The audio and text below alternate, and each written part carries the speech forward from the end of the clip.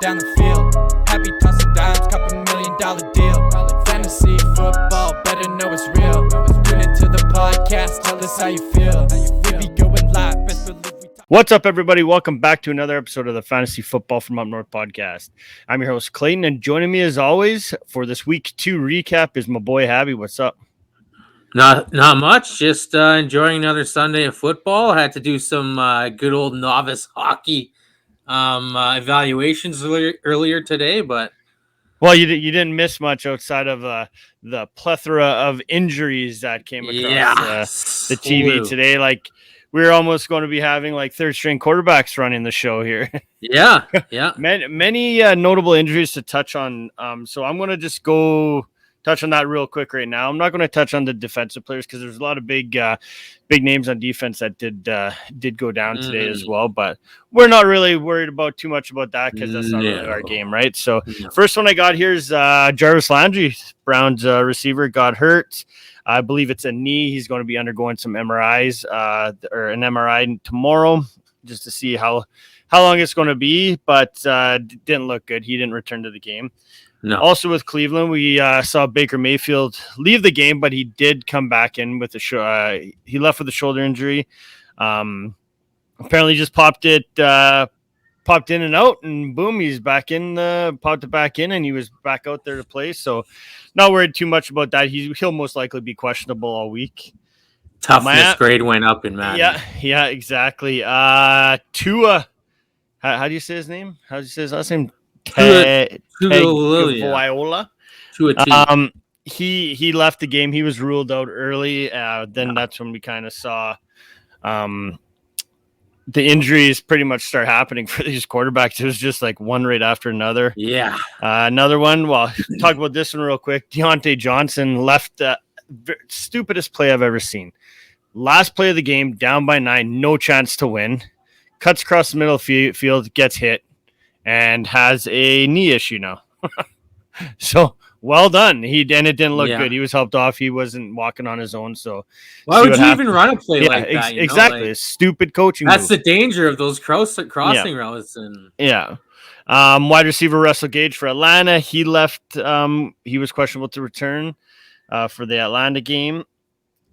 And then Andy Dalton left, suffered a knee injury as well. So it's going to be some Justin Fields time coming for Chicago. So probably something good for them to be looking forward to, I guess. Yeah. And then we got Darrell Henderson left with a rib injury for the Rams. Yeah. Didn't return. We started seeing a lot more of Sony Michel. So most likely, I mean, he's most likely rostered on your team, but probably a name to keep on. We'll discuss a little bit later when we touch on some names for the waiver wire. Carson Wentz left with a ankle injury. That's not good. So we saw Jacob Eason come in and I didn't really pay too much attention to those games, to be honest with you today. San Francisco, I don't know. It started out where we saw Trey Sermon go down with a concussion, JaMychal Hasty with an ankle injury, Elijah Mitchell with a shoulder injury. I mean, Mitchell did end up coming back in and playing, finishing the game. So that's a plus. Kind of people are these guys that spent like every little bit of money on their waiver wire. Like if they had Fab and spent like 85% of it, they're probably just a little bit happier when he did come back in and finish the game. So as far as concussion protocol and everything goes for Sermon, who knows? Just keep an eye on injury reports. Tyrod Taylor was ruled out for Houston against the Browns, so we saw some Davis Mills step in, and he did not look very good. No, he did not look very good. Houston actually was clicking pretty good under Tyrod. Yeah, they were. Tyrod had a sweet touchdown run in too. So, the Jags lost James O'Shaughnessy to an ankle injury. So that was one of their bright spots. He was actually, I was going to talk about him on the wire as well. So kind of see what happens there. And outside of that, that's really all the other things. I mean, Dalvin Cook left the game early, but did come in and finish and dominated this today. So outside of that, did I miss anybody? No. You know of? No, I think you got all the majors. And, I think that was pretty much. Yeah. Pretty much it. So let's just jump quickly into these games, Abby. Let's try to keep this well under an hour. I mean, Well under. if not well under, but like 40, 45 minutes is good. I like doing that. Start with under an hour, and then we'll work on Denver, well under an hour. Denver and Jacksonville. I was quite impressed with Teddy Bridgewater in this one. 328, 2 touchdowns, and Cortland Sutton, right? We were kind of curious to see what would happen after Jerry Jeudy, who was going to step in. Sutton definitely did. He was targeted 12 times in this game, 9 catches for 159. So you can fire him up every week, and even look at Teddy Bridgewater as a quarterback too. He's a top 20 option right now moving forward. Yeah, he could sling it, and in this offense with these receivers, he's and the elite tight end, he's sort of in a good spot. Cortland Sutton, I thought at the beginning of the season that he would rise to the number 1 position in this receiving core. Is it his third or his 4th year in the? It's his third, right? I want to say third. I can look. Number 3, the third year, that's when you see the receivers sort of peaked, and you're going to see what they're going to be like for the rest of their. This will be his 4th year. He was drafted in 2018. Okay. 2018, yeah.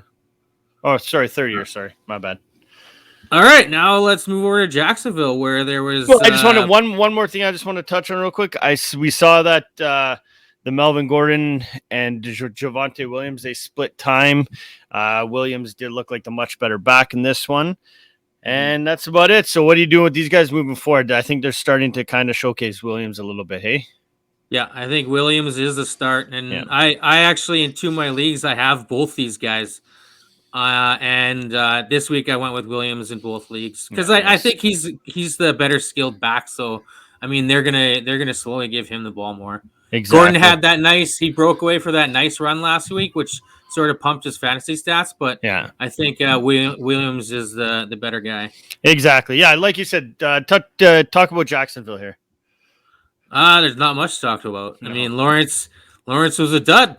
14 for 33, so really inconsistent and looked inaccurate out there. Like,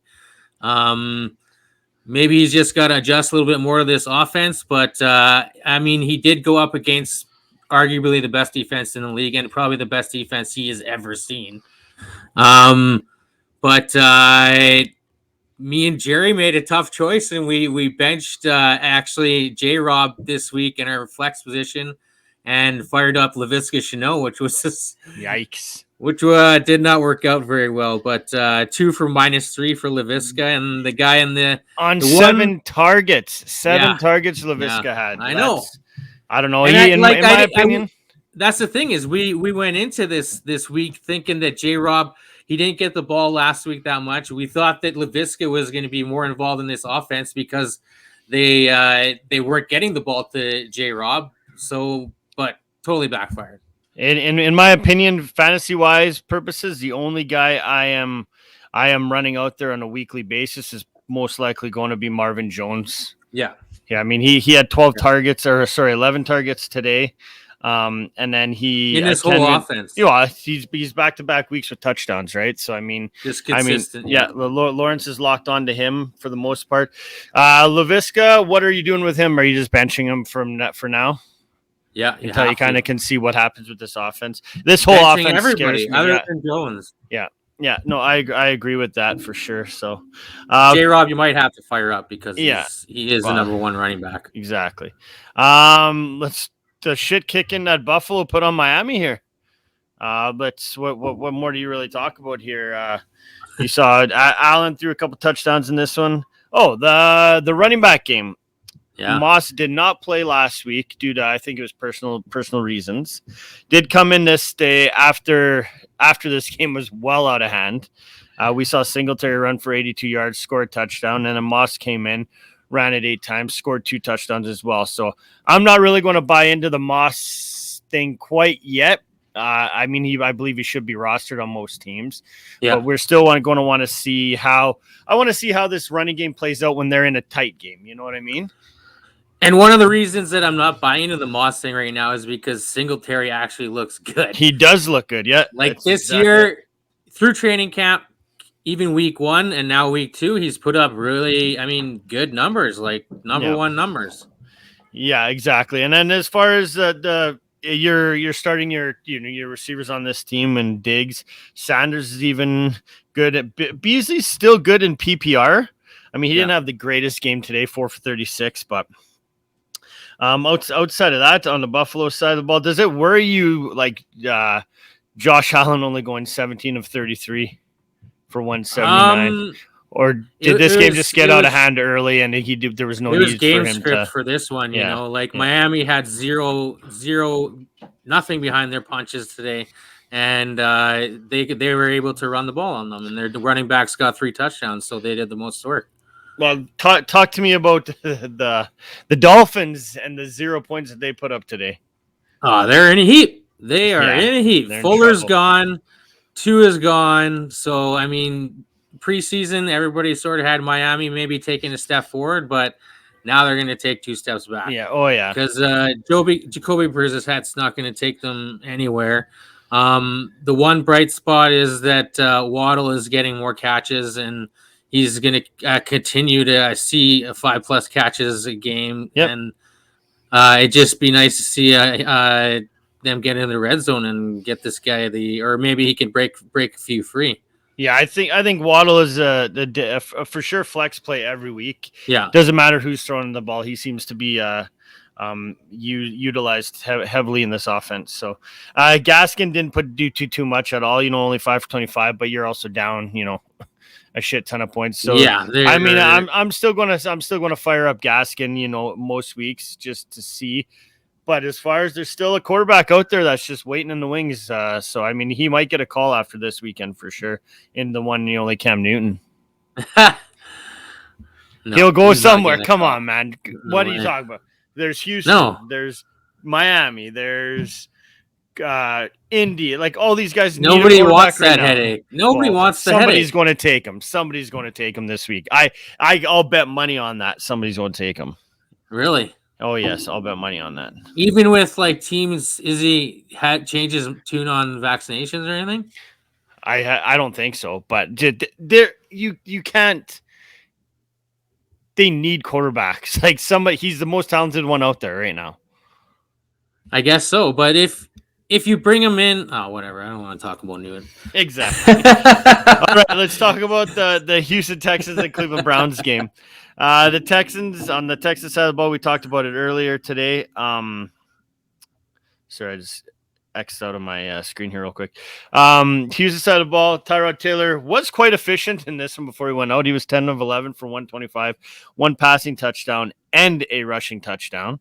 So, I mean, he was great up until the point where he got hurt, and then we saw Davis Mills come in, didn't look good, not efficient whatsoever, not even a 50% completion rate. Threw a touchdown, granted, but also had an interception and a sack in this one. Mm-hmm. Now, the biggest thing here is Brandon Cooks must start every single week. Yes. He was 9 for 78 and 1 today. The run game, I guess you can say it's Mark Ingram's backfield right now. He out-touched again. He out-touched everybody else on this running game, out of this running back core here. So moving forward, I guess Mark Ingram is your running back for the Texans. So I mean, if you have to fire, if you do have him, you can probably most likely put him in. I'm not starting him in as a running back 1 or 2, but I guess flex play due to opportunity as far as I'm concerned. Yeah, bye weeks. Yeah.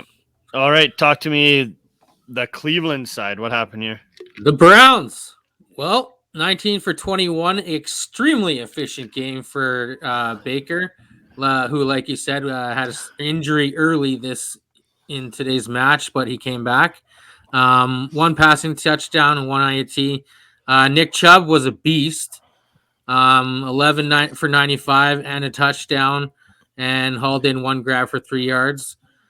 And I like that Hunt is getting a little bit more carries, and it's weird to see, but a little bit more carries than Chubb. It's turning into an RBBC. I mean, it always kind of was from there, but today's game definitely showed that a little bit more. Yeah. Playing in a close game. It wasn't like they were down a whole ton where you saw Hunt getting like a bunch of catches, because he also only had 1 catch today. So, I mean, they're running these guys. they're running these guys out pretty much 50-50. So just something to, I mean, you were starting both of them anyways, if you know what I mean, no matter Yeah. what. Yeah. Chubb would be your for wide sure. receiver or running back one. And I mean, you were always putting Hunt. Hunt, you can pretty much set it and forget it in as a flex option when they do play. Yeah. And with Landry and Odell out, I mean, it's pretty much exactly like what I thought was going to happen. Their tight ends are going to get more involved. And Higgins is probably going to step up as that number one receiver. If what was the Landry? He's going in for MRI. Yeah, it was knee. Yeah. It didn't look good, so Yeah, he's most likely going to out for a miss. So while. they'll most likely Odell will be back next week, but you don't sleep on. I mean, you're not going to go pick him up. Just keep an eye on Demetric Felton. He was a rookie drafted. He is a running back, but played mostly as a wide receiver. So I mean, this kid's got speed. He's a burner. And he proved that today on his touchdown that he got, with, you know, a 33-yard touchdown from Baker. So just something to keep an eye on. Don't go out and at him right now, but I mean, in deep dynasty leagues, I'm sure he's already drafted, but just keep an eye on him moving forward. So what would you do with the tight end situation here? Because it seems like Bryant is getting a lot of stealing a lot of Hooper's thunder. Yeah, it's between the both of them, right? I mean, there's they need somebody else to step up in as a receiver, especially with the guys out that have been out. So, I mean, I'm not really firing Bryant up. I'm not sure he's worth it right now, but maybe at least something to keep an eye on. I mean, today we went 4 for 49, but last week he was only 1 for 17. So I don't think that the consistency is there quite yet. But I mean, two of those three tight ends that they do have on this team are going to produce numbers every week. I'm going to put my money on probably Austin Hooper and Njoku to do that. I think, I mean, we saw Njoku have a huge game last week, so it didn't really do too much this week. So who knows? That's kind of, I mean, if I have to pick one of them, I'm picking Hooper because he's the one that's most consistent.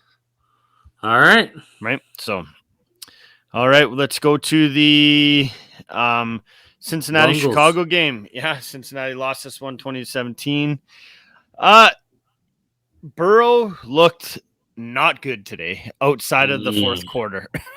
I mean, I have him in one league and I was in the negative toward the end of by the fourth quarter. Came back, threw his 2 touchdowns in the third quarter, but did have 3 interceptions and took 4 sacks in this game against Chicago. So I'm the Chicago defense, I guess, is starting to pick it up a little bit as well. Mixon 20 rushes, 69 yards, not too bad. The receiving game, it was kind of it's going to be different every single week. You got to pick your poison when it comes to this. We saw Boyd lead in receptions and yards today, but it was Chase and Higgins that got the touchdown. So I think either way, you're going to be playing all 3 of these guys at some point. I mean, you don't have them all on your team, but I'm just saying if you have one of these guys, you're firing them up pretty much every week. It was Higgins that led in targets. Right behind him was Tyler Boyd. So these 2 guys are definitely going to fire up, and Chase just seems to be scoring every week. So you kind of have to flex him most weeks. Yeah. Offense looked a little stale today. I like that Boyd got a little more involved this week. And yeah, like you said, all 3 of those receivers, if you got them, fire them up. Yeah. All right, to the Chicago side. Well, in this game, we saw Dalton, who started pretty good, 9 for 11, 56 yards on a touchdown, but went down in a heap. Jay Fields came in and did not look very good. No. 6 for 13, 60 yards, a pick, 2 sacks. And that's pretty much writes the story for this game. He couldn't get it going. The run game wasn't bad with Montgomery getting 20 rushes for 61 yards. And Fields went 10 rushes for 31 yards. Nothing to talk about really there. In the receiving game, Mooney was the stud today, 6 for 66. Robinson got the lone touchdown, 2 for 24.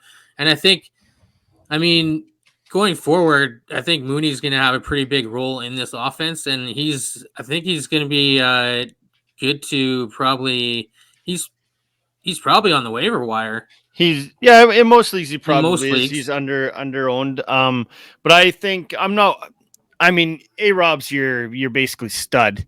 He Oh hasn't yeah, been really doing too yeah, much, but now that I think you're going to get a full week of practicing with Fields, if he is the guy, I think you're going to see this team change completely.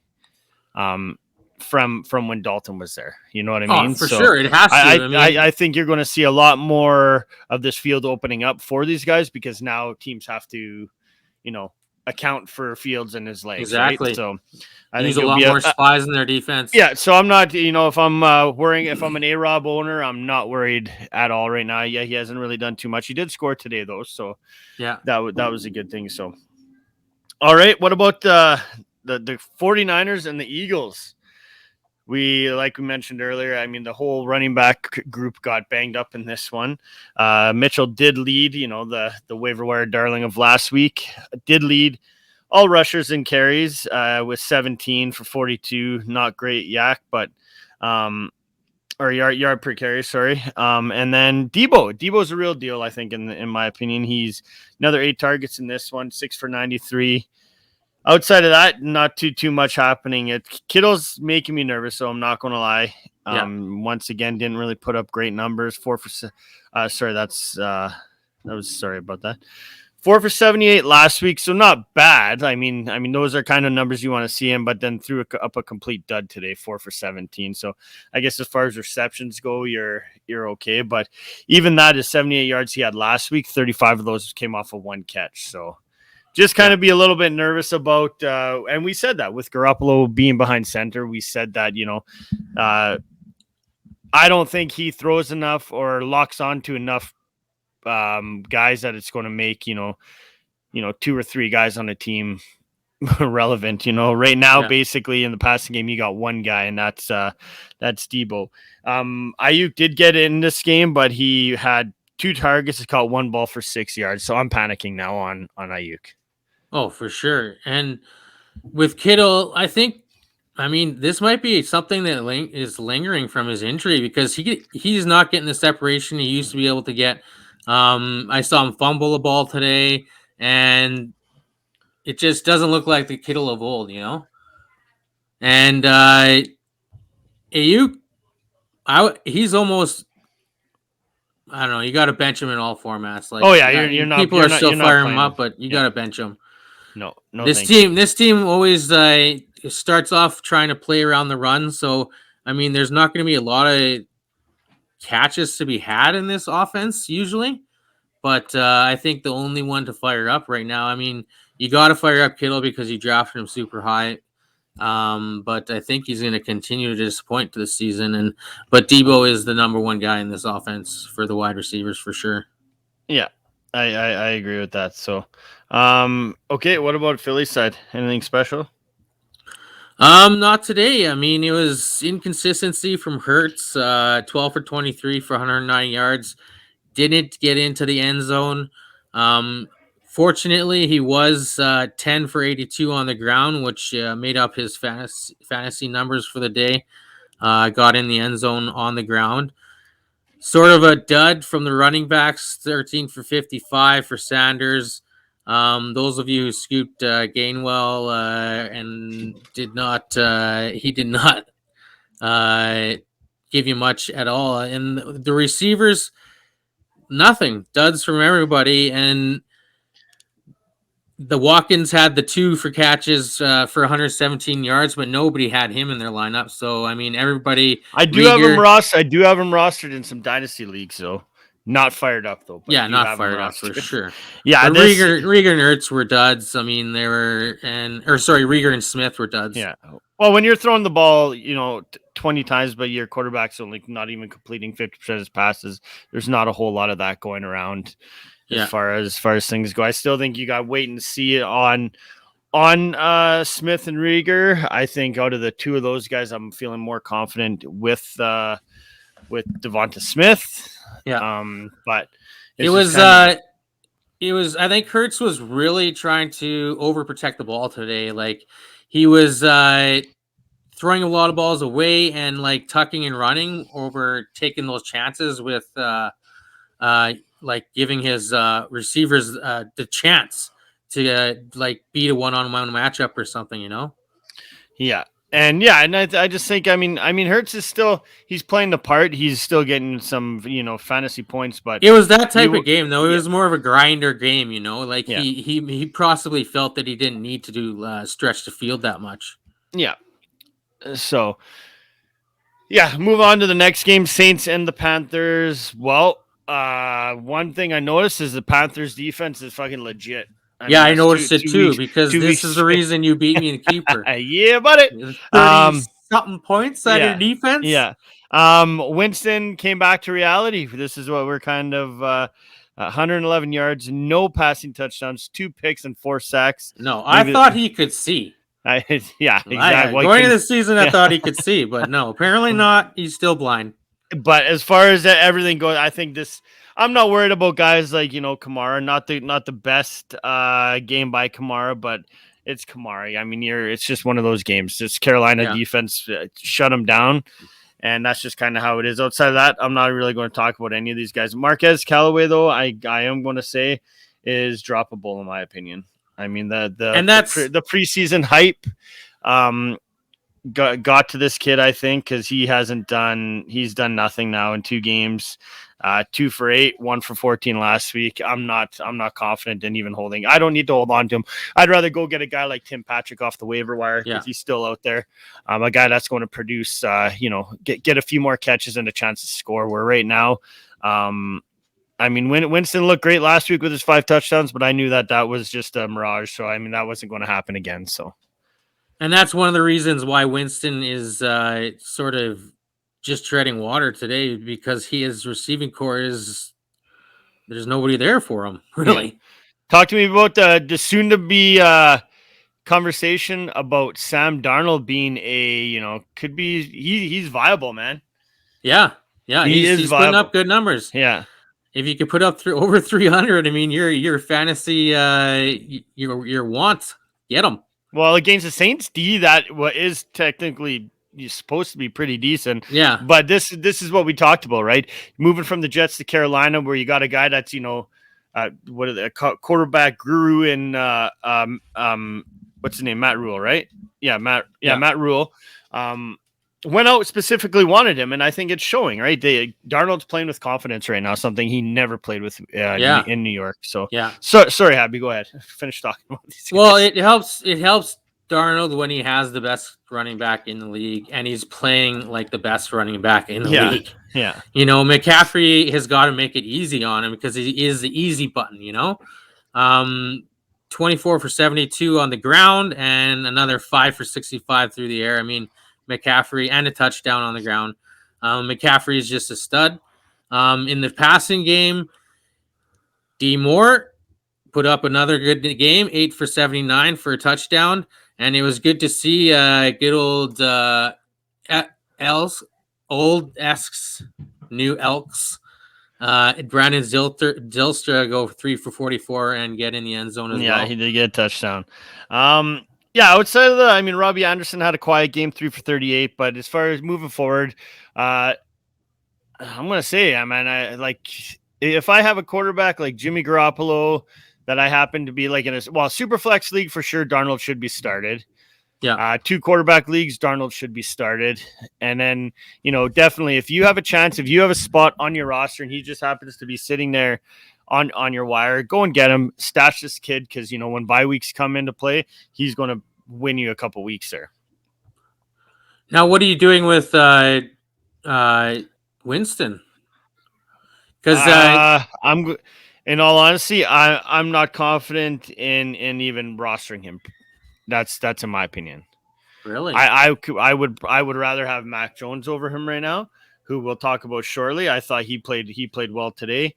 I'd rather have Darnold over him. I think Winston is rostered in far too many leagues and started in far too many leagues, all because of one game.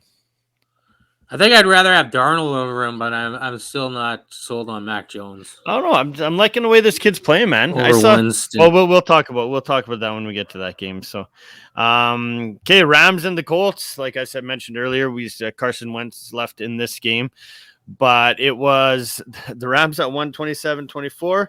Man, Stafford is balling out right now. Love watching him play with these receivers that he has. Threw for another 2 touchdowns. Found his favorite target, 9 catches for 163 and 2 touchdowns, Mr. Cooper Kupp. Which I have in Dynasty as well on 11 targets. I mean, Kupp is Stafford's favorite weapon moving forward. I think, Woods is still awesome too. 5 for 64. The run game now, we talked about it. Henderson left this game. Now we're going to see a lot more of Sony Michel. You go and get. I know he is probably rostered. I think when I looked earlier, I think he was rostered in 60% of all leagues. But if he is out there, you guys go get him. Go give him a shot, because I think with him in this offense, I think he has. I think he's going to be good. I do think he's going to be better than Henderson. McVay went out and specifically wanted to get him, so I know we saw him kind of shit the bed in New England, but I think you can give this kid a shot moving forward. Yeah, depending on the severity of Henderson's injury. Yeah, I said that in the preseason that Sony was going to come in here and steal this Henderson job. And what are you doing with Higbee? He was drafted as a top tight end. 10 tight end. I am. I'm nervous. Is this another bust here? Is this how long do you hang on to this freaking anchor? I think so. I mean, last week he was decent though, right?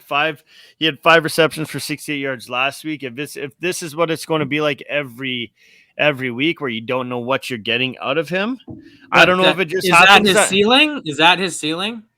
5 for 68. Yeah, somewhere around there. Yeah, you're not going to see giant games like, guys like Kelsey get, or, Waller and all that stuff like that. You can probably get him. He had he only had 1 target today. Yeah. But Cooper Kupp is, unlike some quarterbacks that use their tight end a lot, for short area passes. That's where Cooper Kupp is, right? I think Cooper Kupp is hurting Higbee's value.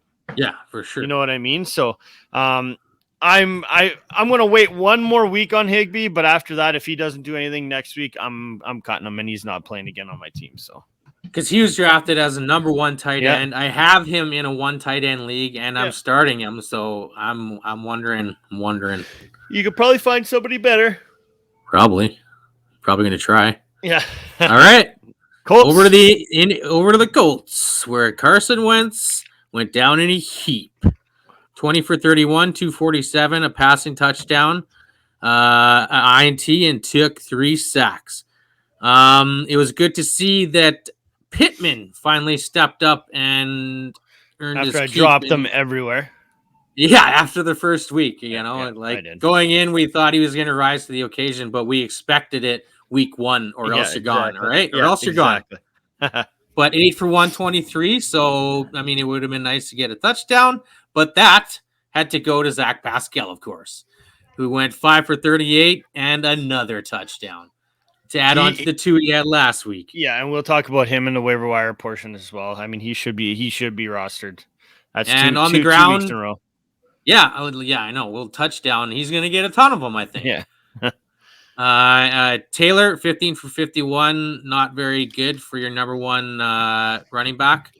And that's about all the talk. I'm a little nervous of Taylor, to be honest with you. I mean, I saw a little bit of this game stuff. Like, I think it was in total in the game, I think he was stuffed 3 times on the 1 yard line to get it. I'm nervous for everybody in this offense with Jacob Eason in there. Yeah. So you guys just keep an eye out. But I mean, as far as the receivers go, I still think, I mean, if it's Jacob Eason in there, he's still going to be, targeting these guys heavily. They're going to be playing from behind every game, right? So yeah. All right. Raiders and Steelers. The Raiders are 2-0 right now, which is crazy. We're talking about David Carr here. Like, in my opinion, David Carr's he's startable now. It's 2 straight weeks where he's put up some solid, top 10, top 12 QB numbers. Yeah. Threw for another almost 400 yards today, 2 touchdowns. The running game, they did say that Jacobs was inactive in this game. He's hurt. So, yeah. I mean, for the first time I've ever read something that came true. They said Peyton Barber could be the early down back, and he led these running backs in carries. 13, not greatest yardage for 32 yards. And Kenyon Drake was 7 for 9. So, I mean, Kenyon Drake, I don't know. I thought we'd see a lot more of him. I thought he'd be able to, take this opportunity with no Jacobs and kind of show. I thought they maybe showcase him a little bit, but that didn't happen. So go to the receiving game Can't now. showcase a bum. Yeah, we saw a whole bunch of. I mean, Carr did throw for 37 times, completed 28, and you know what? Four receivers had 5 catches each in this game. Yeah. Henry Ruggs, the rookie from last year, caught 5 balls for 113 and the long touchdown. I think it was 61 yards, pardon me, on 7 targets. And, between Ruggs, Waller, and Renfro, these guys were all targeted 7 times. So those are the guys that you're going to want in this receiving core. Foster Moreau did get the other touch on the tight end, but that's just not really somebody you're really going to want. But as far as Ruggs goes, Ruggs, Waller, and Renfro, they should all be rostered. Yeah. That's where Renfro's turning into the not as elite, not as good as Cooper Kupp, but this is Vegas's Cooper Kupp is Hunter Renfro. Yeah, and Carr has always been one of the most accurate quarterbacks in the league. He's in his tenure so far, and he's never really had a receiving core to throw the ball to.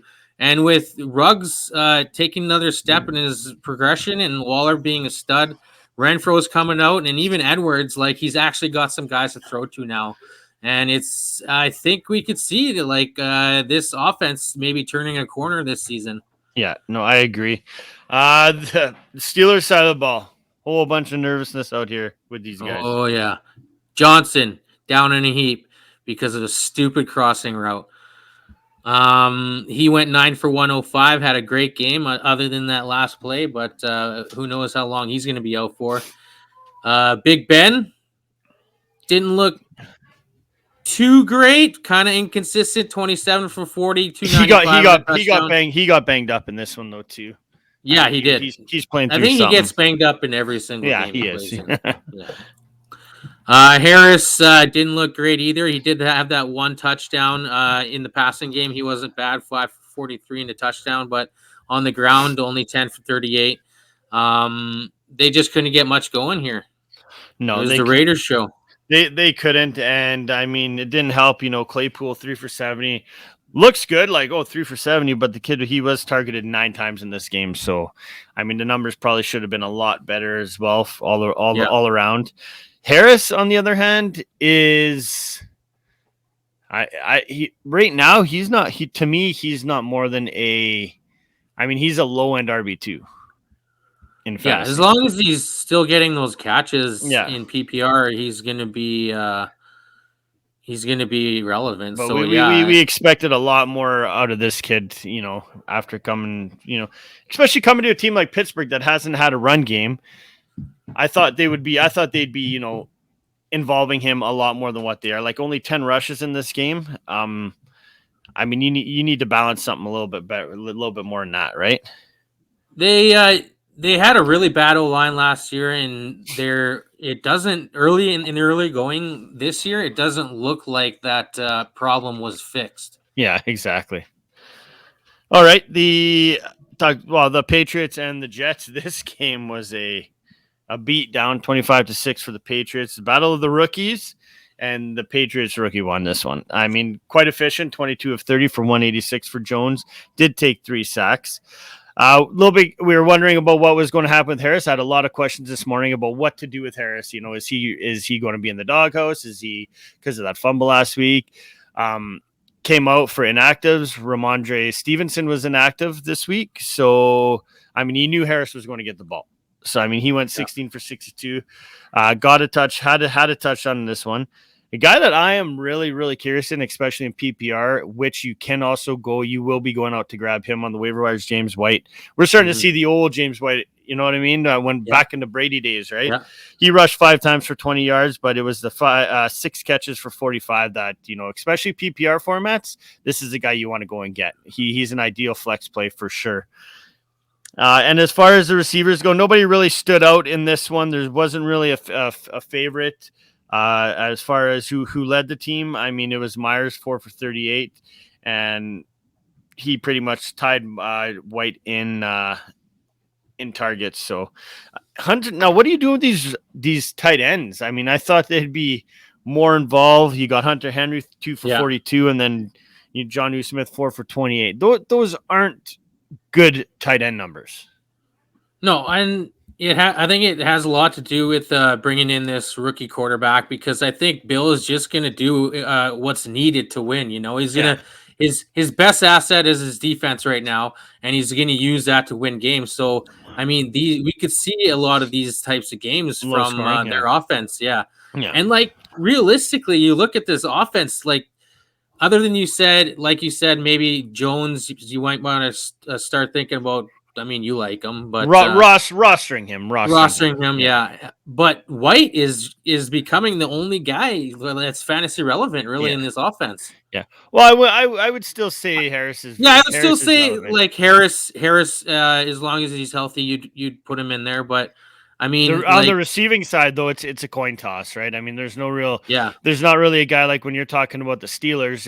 You're saying, I'm starting Deontay Johnson. I'm confident starting Deontay Johnson every single week. If he had a bad week this week, I'm going back to him next week. Yeah. On this team, you're just not sure who to start, right? That's why I'm probably not starting any of them, to be honest with you. Yeah. So, what about the sweet Jets? I don't know. Like Zach Wilson puts up a dud and gets booed by the New York faithful. At one time, he was 4 or what was it? 6 throws. So 6 passes, 4 picks, and 2 completions. What a hit early to this guy's confidence, Yeah. And you hope hopefully he comes out of it. And I think he will. He was a good quarterback in college, and hopefully he just comes back and throws a good game next time. But like I said, he was a dud, 19 for 33, 210, and 4 picks. The one good thing I liked coming out of this game was that we got to see Michael Carter sort of put some good numbers on the ground, 11 for 59, 5.4 average on the ground, and then he also grabbed 2 catches for 29 yards. Decent numbers for a guy who I thought was going to be a lot better coming out of camp, but I think they're easing him in. I think he still kind of split carries with Ty Johnson, but as far as that goes, I think they're starting to see a little bit more, that who Michael Carter is. Yeah. I do like him. Not startable yet, but keep an eye out for him. Yeah. And in the receiving game, it seems like Barros is the guy that's going to come out of this receiving core as their go-to. Yes and no. I mean, it is back-to-back weeks now where he has put up some good numbers as far as targets go. I mean, he's 11 today. He had 7 last week. Yeah, that it was kind of. I was curious to see who was one of these guys is going to have to step up every week. Crowder was inactive in this one, and then we saw Corey Davis put up a huge game last week to absolutely nothing this week. Right, he went 2 for 8. So, rookie Elijah Moore was kind of involved, I guess, a little bit. But yeah, Barrios now 2 weeks in a row. Probably somebody to take a look at. Just with these rookie quarterbacks, and you see that sort of connection between the two. It's seems to trend to becoming something, Yeah. So I'm not too worried about Corey Davis. I'm going to chalk this one up to just, Bill Belichick just destroying a team and a rookie quarterback. Locking them down. Yeah. Locking them down. Yeah. I wouldn't be too concerned about Corey Davis. I still think he's going to be fine moving forward. The Minnesota Vikings and the Cardinals. These afternoon games were on fire. Squeaked the victory out 34-33. I don't get to talk about the Cardinals right now, but so talk about the Vikings. Kirk Cousins, I mean, he's always, I guess, been a chucker. But yeah, I guess that's how you can say it. He's always been fantasy relevant. Yeah. That's what I meant to say. So, I mean, 244, three touchdowns today, and we're starting to look out. This guy's going to be on my waiver wire article that I will be posting out. It'll be out Tuesday morning on our website, fantasyfootballfromupnorth.com. KJ Osborne. Now, this is back-to-back weeks where this kid scored. He was, targeted 9 times last week, 6 times this week. No, like I said, another touchdown. Oh, sorry, he only had one touchdown. Sorry, that was today. A big 66-yarder from Cousin. He went 5 for 6 for 91 yards. Just somebody to keep an eye on. Jefferson 6 for 65 and one, and Thielen 6 for 39 and one. So if we're going to see Cousins throwing the ball this much, he can do enough to make 3 receivers relevant on this team. Yes. When you're throwing the ball for 30 plus times a game. Dalvin Cook left this game early, but did return. He went 22 for 131. Those are the kind of numbers that you want to see outside of him not scoring a touchdown. Those are still kind of numbers you want to see out of your number 1 running back. So yeah, moving forward, I'm not worried too much about any of the studs on this team. No, one thing is that they're not going to be playing Arizona every week. So I don't think they will be able to sport 3. Will be passing like this. I mean, they always want to win on the ground. They have one of the best running backs in the league. So that's always how they'll start. But no, Molly, not today. She just gave me this. Oh, did she? Yeah. She's coming at you. But I think that Jefferson and Thielen are a weekly fire up for sure. I'm not sleeping anymore on Osborne after 2 weeks in a row of targets. The target shares this kid's getting. So they've had to chuck the ball a lot early here. Yeah, well, I still think they will. But talk to me about the number 1 quarterback in my opinion, Kyler Murray. Yes, 400 yards, 3 touchdowns, and destroyed me in like 3 pools. But so did I. I lost quite a few leagues because I was playing against him. But 29 to 36 for this kid. Yeah, like he does everything. Super consistent. Yeah. And another 5 for 31 and a touchdown on the ground. Chase Edmonds was 8 for 46. Not bad. Those are sort of you like to see a little bit more numbers out of Chase on the ground, but it's the catches that sort of you expected coming in, and he got 5 of them today for 29 yards as well. So that's why you're firing up probably him in your flex position. Well, and on top of that though, this was a shootout right from the get-go. Like it started early on. So I mean I think they had to abandon the run game quite early in order to keep up with Minnesota. And like that's going to be the game script in a lot of these games because everybody who goes up against Arizona is going to know that they need to score points. Yeah. In bunches. And good thing your boy Moore looked awesome today. Looked awesome today. Breakout game. 7 for 114 and a touchdown. Huge game.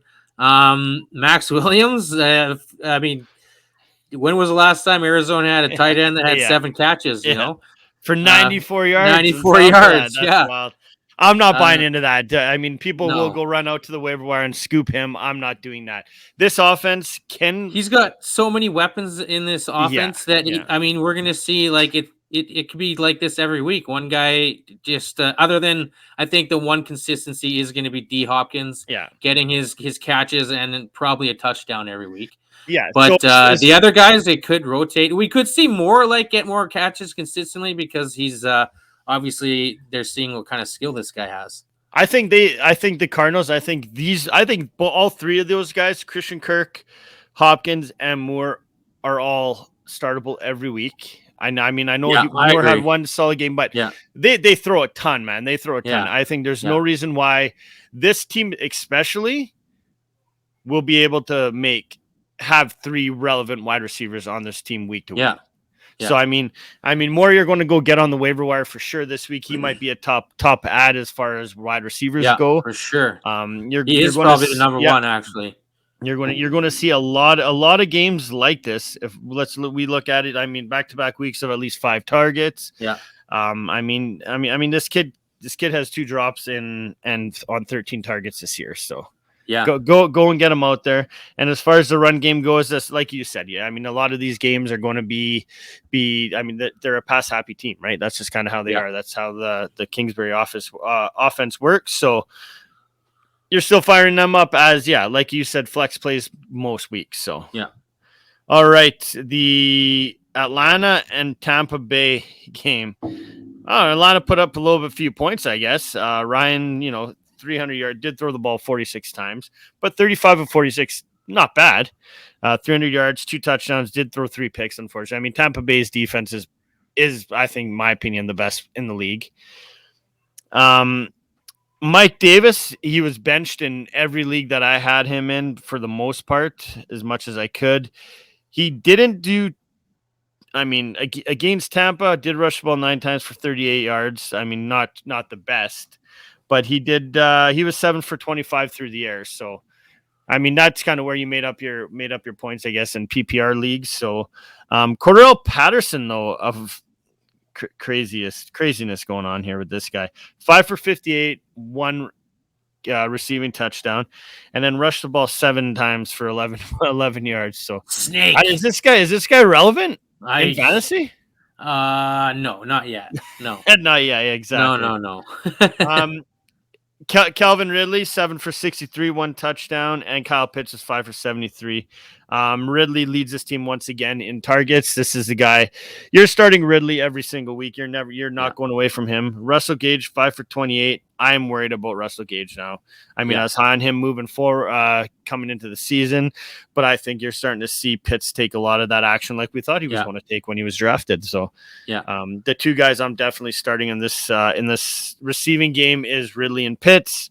And then just kind of still, I don't think you go and drop Gage, but I just think you temper your expectations moving forward with him.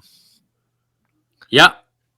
And can anybody stop Tom Brady? Is the question. You watch this guy, and it's just amazing how easy he still makes this game look. What about Gronk? Talk to me about Gronk too. I know him too. He's just sort of. I mean, 2 or 3 years ago, he was looking like an old man out there. No separation.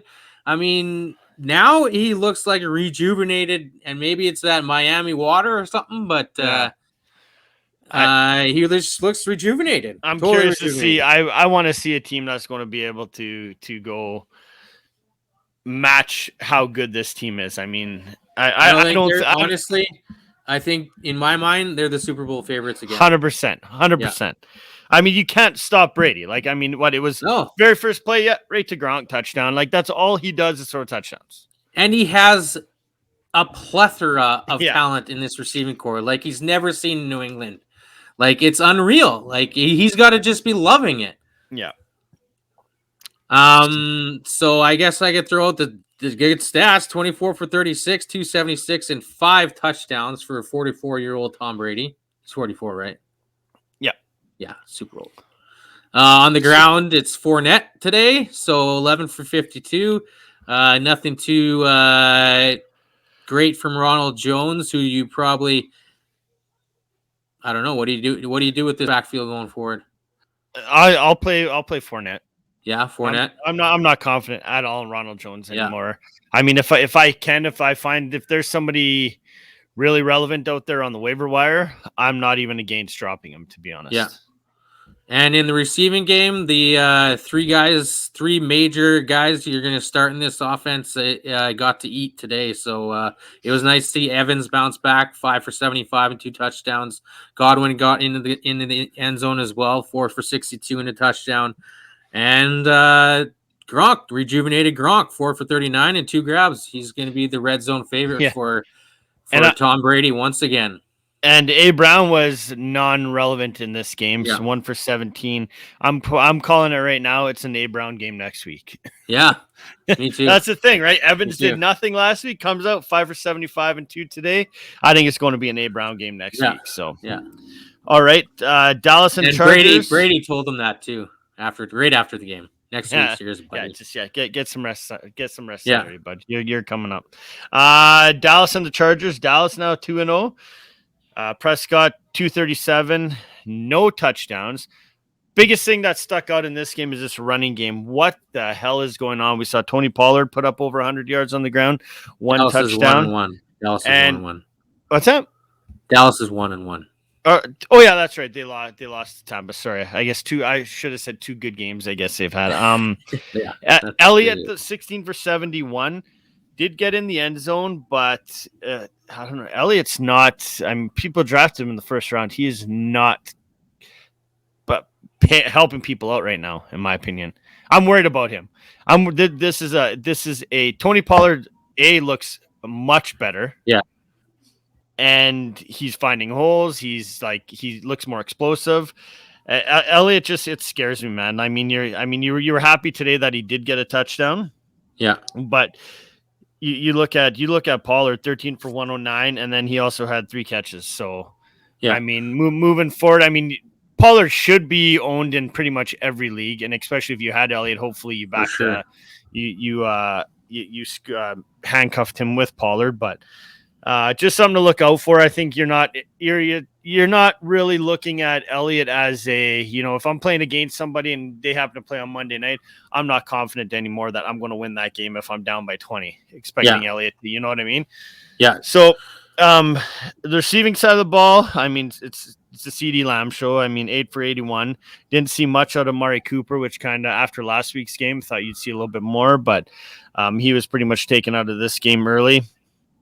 As far as taken out by the defense or whatever, couldn't get anything going. He was 3 for 24. So you're still going to be firing up, Cooper, Elliott, Lamb, and Pollard. You got to start to maybe consider in that flex option in fantasy. Yeah, and I think Lamb is becoming that consistent week to week in this like every week fire up instead of Cooper.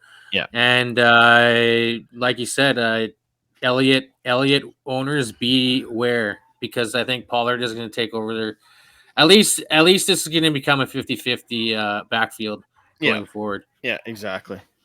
Which for where you drafted Elliott is kind of a bummer. Yeah, dude. So Chargers side of the ball, what are we doing? Well, they just ran into a good Dallas team, I think. I like what Dallas was putting out early, and Herbert didn't really get it going too much till a little bit later, but he was 31 for 41 for 338, 1 passing touchdown, 2 INTs. They're still pretty good numbers. He got over 300 for you. But if you're I watched the game and it just seemed like he wasn't able to get those first downs on 3rd and longs, and like the Dallas defense seemed to sort of stop any good drives that Chargers were getting. Yeah. Through the air, Keenan Allen weekly fire up, 4 for 108, and I think Williams, we're going to see more consistency out of him, getting he's going to be their grabs guy, I think, in this offense. Oh yeah, it's a contract year for him too, right? So yeah. I think he's going to get Herbert more really grabs. likes him. Yeah, Herbert really loves him. So Eckler, 9 catches for 61 yards. There's his fantasy output for you. 9 for 54 on the ground, so pretty decent game out of him. Yep. But yeah, it was just that's what I found was the problem with this game, was that Herbert was not finishing drives, and Dallas seemed to be able to stop them and get that ball back. It wasn't a very high scoring game, 20-17, so 2 touchdowns each team. So that's my opinion, and I'm sticking to it. Yeah, exactly. All right, Tennessee Seahawks. Tennessee wins this one in overtime, 33-30.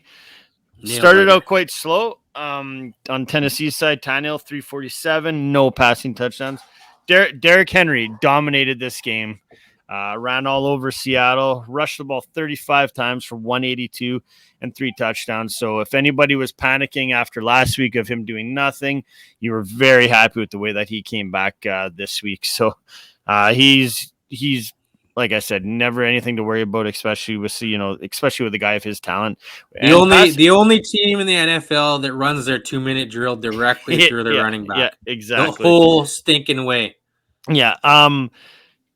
On the passing side, we finally saw Julio Jones' breakout game for the Titans, 6 for 128, no touchdowns. Also, Derrick Henry was 6 for 55. So, he had over 200 and some total yards in this game. AJ Brown was the quiet one, though, 3 for 43. So not too much happening there. But as far as moving forward, I think you're still starting Tannehill. obviously Henry and Julio and AJ Brown, I think are your starts this weekend. Anthony Ferkser was inactive today, and he's no longer really a option at tight end. If you did actually end up having to go get him, there's other guys on the wire that I would rather have. I just expected big things out of him after John New left and what he did last year. Clearly not happening this year. So on the Seattle side, some nice numbers from some players on this team. Yeah, they let Russ cook a little bit, 343, 2 touchdowns. Unfortunately for DK Metcalf owners, Lockett has been pissing you off. Oh, he's been dynamite, man. I have Metcalf, and that's like one of my biggest things right now is like, is Metcalf he's not their wide receiver one on this team. Lockett's dominated the last 2 weeks. Yeah. Is that when Wilson is thriving in the passing game, we've always seen Lockett thrive. Yeah. So I don't know what it is. I mean, Metcalf is still getting his. I mean, they both were, evenly targeted. I don't know if it's just, the way defenses are playing Metcalf. He just can't get open. Lockett is one of the best in the league at getting separation, on almost every single route he runs. Yeah. He has almost 300 yards in 2 games now and 2 touchdowns for Lockett. So, I mean, Lockett's a must start every week. I still think you're firing up Metcalf, especially, PPR leagues, you're still getting double-digit points. Yeah. The run game, though, is a little bit shitty right now. Yeah. 13 for 31 on the ground, but got you some fantasy numbers when he punched 2 in. Yeah. Chris Carson, and like you said, there's not much going beyond that. Yeah, okay. So yeah, but you're not really worried about Chris Carson moving forward, are you? No, he's gonna get his touches, and I think that this run game is gonna. I mean, he's gonna put up fantasy relevant numbers every week, I think. Yeah, exactly. For the running backs that are out there. Well, yeah, and I mean, this was a high-scoring game, right? I mean, you're not going to be when you're going back and forth through the air. There's not too much going on for the running back, and we've seen that a couple times today. I want to touch real quickly on the Thursday night game. We saw, the Giants and the Washington football team battle it out. Just a couple things on the Giants side. Jones is, in my opinion, he's a decent option at quarterback. If you do, one of those guys did fall to injury that you had, like Tua, Wentz, if those guys are going to be out for a while, Daniel Jones should be your number one waiver wire pickup for quarterbacks this week. This is back-to-back games where he's put up pretty decent stats, and he can do it on the ground too, almost 100 yards rushing on Thursday night. Would you think about starting him over a guy like Matt Ryan? I wouldn't, only because I know the talent-wise on Atlanta is slightly better, I think. I think there's more. I think Ryan has more opportunity to put up really good fantasy numbers. Where with Daniel Jones, the next guy I'll talk about is Sterling Shepard, 9 for 94. Sterling Shepard should be he's a must-add as well this week as far as the waiver goes. And don't be surprised if you don't see Golladay get involved after their little spat on the sideline between him and Jones last week. Barkley, I'm not worried about it. Obviously, I started him in quite a few leagues, but we knew this was coming. We knew it was going to be a slow start, especially on a slow turnaround for the week. They only had a 4-day break. Watch out next week. He's going to get unleashed. So the Washington side, Heineke, I think Heineke's a perfectly fine option. If you do, I mean, once again, like if you're in a 2-quarterback league or something like that, he's worthy. 336 2 touchdowns. McLaurin just continues to dominate, and now that with Heineke, that also leaves McKissick valuable again. Yeah, I mean he threw a lot. Snake. More, so. Yeah, exactly. I'm not worried. Gibson owners, don't be worried about it. Don't be worried about it. I think there's going to be a lot better games coming your way from there. So outside of that, Habby, that's it. That's our week 2 preview. I mean the KC Baltimore game's going on right now. Not too much action happening in that one. 14-7 KC. Looks very, from a stat wise, I mean, it doesn't look great at all. I mean, Mahomes is throwing for 1 touchdown. Darrell Williams threw for 1 touchdown, and Lamar Jackson likes to throw interceptions. So, I mean, that's All just right. kind of where we're at. So give me your top 3 waiver targets for this week. My top 3 waiver targets are going to be, I actually have it written down. Give me a second. How about I give you from the positions? Okay, Quarterback, from the quarterback, I'm going to go with Daniel Jones in my top. Wide receivers I'm going Fields. Okay, which is going to be. Oh yeah, I guess I forgot about Fields. Yeah, I'll go Fields as well. But Daniel Jones. I'll stick to Daniel Jones. Top running backs going to be. I would have to say James White. Okay. I'm gonna say for a stash, Cordell Patterson. Yeah, there you go. And then wide receivers has to be Sterling Shepard if he's out there. My has to be is Rondell Moore, your boy. Yeah, well, I'm going to get him. Well, Sterling Shepard's done it 2 weeks in a row, Yeah, so true. that's why that's the biggest thing there. So, but yeah, Habby outside of that, man, that was awesome. Over an hour again, but well, I don't know. Like you said, it's a little bit tough to try to jam pack all this stuff in under an hour or so. But we'll try to get it down a little bit lower each week. So, but outside of that, buddy, appreciate you jumping on again, and I appreciate all you guys that download and listen. And outside of that, we will probably be if you want to jump on Thursday, Habby, if you're around, me and Riley are going to do a little start sit show. Ooh. I'll let you know. Yeah, definitely, for sure, buddy. All right, Mike K, you guys take it easy. Thanks again for listening, and peace out. Peace. Clayton caught a pig skin running down the field. Happy tossing dimes, $2 million deal. Fantasy football,